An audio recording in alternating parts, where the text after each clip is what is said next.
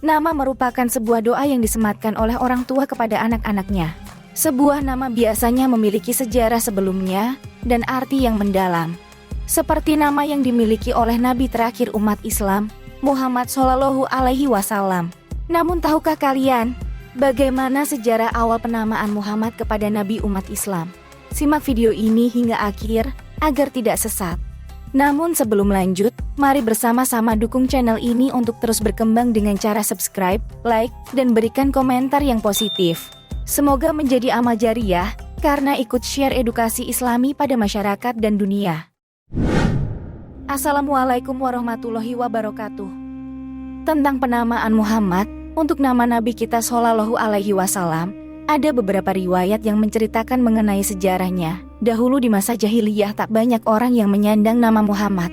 Bagi masyarakat jahiliyah kala itu, nama ini masih teramat asing di telinga mereka. Oleh karenanya, saat kakek Nabi yaitu Abdul Muthalib memilih nama Muhammad atau orang yang terpuji untuk cucu tercintanya, mereka merasa heran. Hal ini karena keputusan yang dilakukan Abdul Muthalib tersebut berbeda dengan adat-adat orang Quraisy terdahulu, di mana di antara adat mereka menjadikan nama-nama leluhur sebagai nama anak untuk keturunan mereka. Beberapa orang dari suku Quraisy memberi masukan untuk Abdul Muthalib, yang kala itu selaku pembesar suku Quraisy, perihal nama untuk cucu tercintanya. Mengapa tidak dinamai dengan nama salah seorang dari kerabatnya saja? Abdul Muthalib menjawab, "Aku ingin agar Allah memujinya di langit dan ia dipuji makhluk-makhluknya di bumi." Ucapan ini menjadi kenyataan. Allah telah menjadikan Nabi kita adalah orang yang paling terpuji dan paling mulia di segenap penduduk langit dan bumi. Dalam kitab Bidayah wal Nihayah, Ibnu Katsir rahimahullah mengomentari perkataan Abdul Muthalib ini. Beliau mengatakan, Allah Azza wa Jalla telah mengilhamkan kepada mereka untuk menamai Nabi dengan nama Muhammad atau orang yang terpuji. Hal ini karena dalam diri beliau telah tertanam sifat-sifat yang luhur, agar menjadi sepadan antara nama dan tindakan, dan akan sinkron antara nama yang diberi nama, baik dalam hal nama maupun tindak tanduknya. Ada pula riwayat lain yang menjelaskan sejarah penamaan Nabi Shallallahu Alaihi Wasallam. Dalam kitab Raudhatul Unuf, Imam As-Suhaili menukilkan dalam riwayat tersebut, kisahnya berawal dari perjalanan kakek beliau, Abdul Muthalib menuju negeri Syam bersama 3 orang kerabatnya untuk suatu keperluan bisnis. Di perjalanan mereka bertemu dengan seorang rohib atau pendeta. Sang rohib menanyakan, "Dari mana kalian?" "Kami berasal dari Mekah," jawab mereka.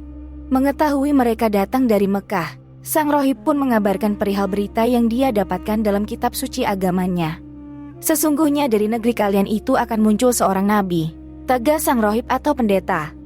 Dengan penuh keheranan, Abdul Muthalib dan 3 orang kawannya menanyakan perihal nama nabi tersebut. Rohib itu menjawab, namanya adalah Muhammad. Para perawi menyatakan, kala itu nama Muhammad belum dikenal di kalangan penduduk Arab. Mendengar jawaban rohib tersebut, Abdul Muthalib beserta 3 rekannya bertekad, bila nanti lahir bayi laki-laki sepulang mereka dari Syam, mereka akan memberi nama Muhammad. Allah pun menakdirkan, ternyata bayi laki-laki yang pertama kali lahir sepulangnya mereka dari Syam adalah dari menantu Abdul Muthalib, yaitu Aminah binti Wahab, ibunda Rasulullah Shallallahu Alaihi Wasallam. Lalu Abdul Muthalib pun menyematkan nama Muhammad untuk cucu tercintanya. Adapun ketiga rekan beliau, yaitu Sofyan bin Mujashi, Uhayyah bin Jalal, dan Himron bin Robiyah, mereka juga tak mau kalah. Saat lahir bayi laki-laki mereka juga segera menamai putra mereka dengan nama Muhammad.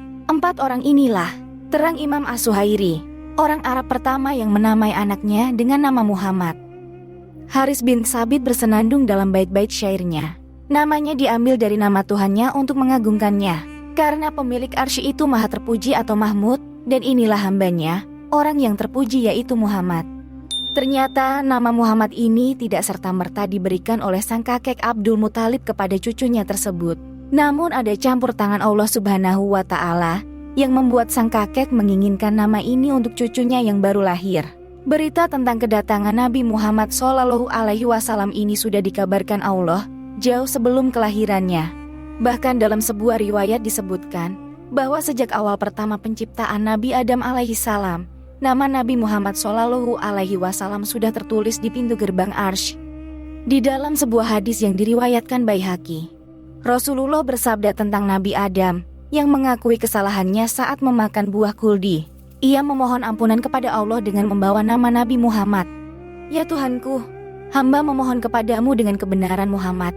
Ampunilah hamba. Lalu Allah berfirman kepada Nabi Adam, Hai Adam, bagaimana kamu tahu tentang Muhammad padahal aku belum lagi ciptakannya? Adam menjawab, Ya Tuhanku, sesungguhnya ketika engkau ciptakan hamba, kemudian terlihat olehku tulisan di pintu gerbang Arsy, berbunyi la ilaha illallah Muhammadur Rasulullah. Maka ketika itu, mengertilah hamba, tidak mungkin ada satu nama yang bersanding dengan namamu kecuali makhluk yang sangat kau sayangi. Maka Allah berfirman, Benar engkau wahai Adam. Sesungguhnya Muhammad itu adalah makhlukku yang paling kusayangi. Bila engkau memohon kepadaku dengan kebenarannya, sungguh aku ampuni engkau. Hadits riwayat Baihaqi. Semoga Allah Subhanahu wa Ta'ala menganugerahkan sholawat dan salam kesejahteraan kepada beliau dan kepada keluarga serta para sahabatnya semua. Amin, ya Robbal Alamin. Terima kasih telah menonton video ini hingga akhir. Semoga bermanfaat. Akhirul kalam. Wassalamualaikum warahmatullahi wabarakatuh.